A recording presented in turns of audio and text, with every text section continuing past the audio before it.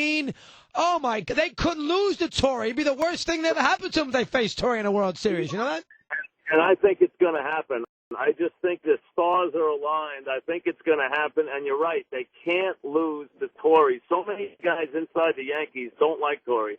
And, you know, with the fans and the whole Joe Torre. Now, Joe is in this whole Frank McCourt mess now, which I don't know what's going on. But I guess there's a lot of stuff going on there with that whole separation. And she's sitting on one side and he's sitting on the other side.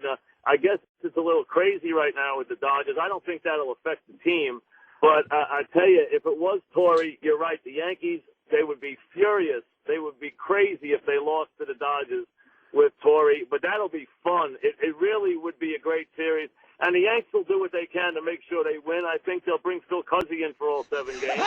Yeah, no. Boy, these umpires stink. I mean, Randy Marsh in the Tiger game. I mean, the Tigers didn't deserve to win, but by God, he hit him with the pitch. I don't want to make the Twins. Listen, the Twins are going to lose anyway. But how does Cousy not see that ball landing in fair territory there? It's the worst call of all time. And I'll tell you, CB at first base in the Boston Angels series was a joy, too. He only blew like 5 calls in the game. Oh, he's stuck. He's stuck. And then I had Chuck Merriweather behind the plate the other night. He only missed about 45 pitches. He's stuck. 100% right. I've been killing the umpires. Oh, they're terrible. My goodness. The umpiring has been so bad. You know, and I know you love your guy, Bud, and he was on. Actually, Bud came on with me, actually, to start the playoffs. I know he did. He said, "Hi, Mike, where's Dog?" I said, "Bud, he's not here. I'm sorry, he's not here." He still came on, though, but I said, "Bud, he's not here. I'm sorry. I don't know what to tell you." So, but he stopped to talk to me for a while, and but the umpiring has been just atrocious. It really has, and I'll tell you. Nice job by the Cardinals. Really showed a lot of life at home in Game 3. That was a good performance, wasn't it? Not only that, you know who played the Cardinals and played them heavy. And now I don't need 2 guesses. I can tell you that one. And I'll tell you, I was up in Bethel, Connecticut at a soccer game last Saturday. Doubleheader for my son, and guess who calls me at 3 o'clock in the afternoon? I love the Cardinals in Game 3. Lay the wood. You got it, Steve Torrey. So what do? I go out there and lay the wood. I get hammered by the Cardinals twice in 3 days, for God's sakes. Hey, haven't you learned not to listen to Torrey about picks yet? Mike, haven't you learned that he's Mr. Fabrication? He's the one who was waving the Cardinals flag for as soon as Game 3 started.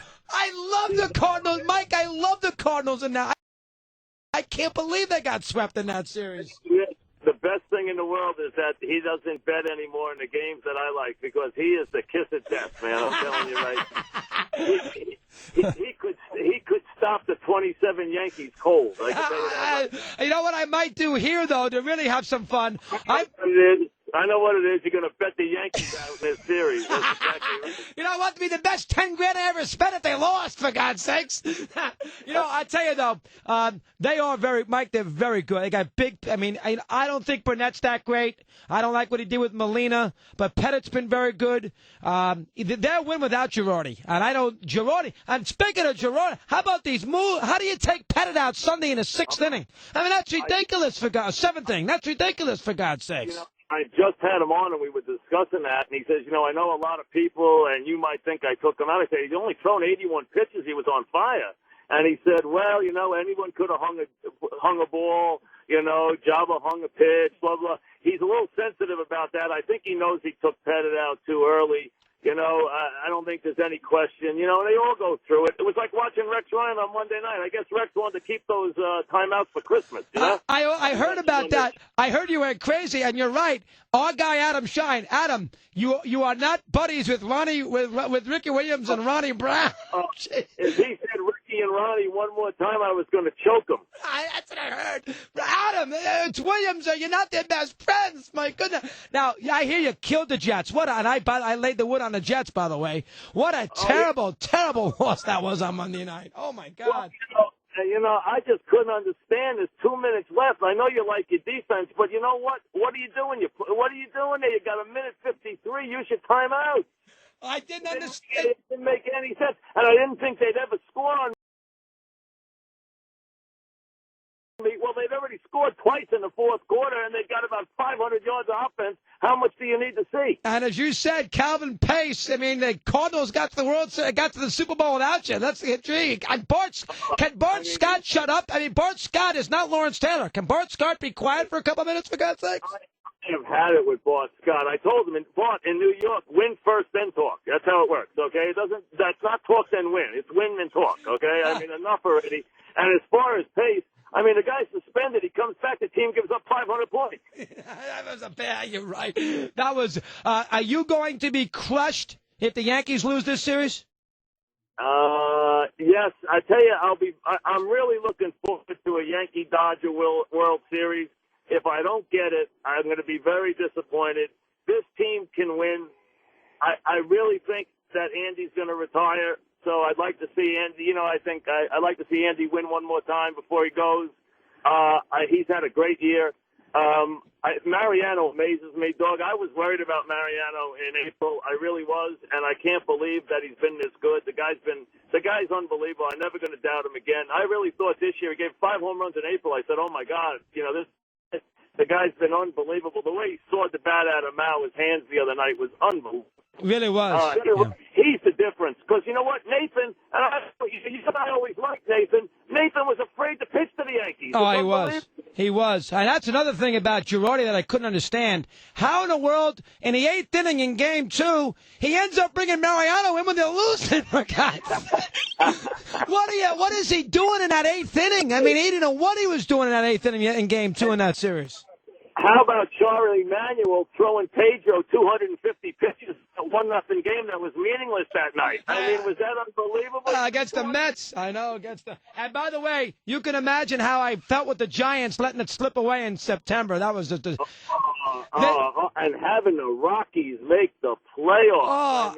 And that loss, I'm sure you kept up with it. I know you like a book. You loved it. That loss when Ryan Spielberg hit that grand slam in the bottom of the 14th when the Giants had scored 3 runs. I couldn't sleep for a week after that game.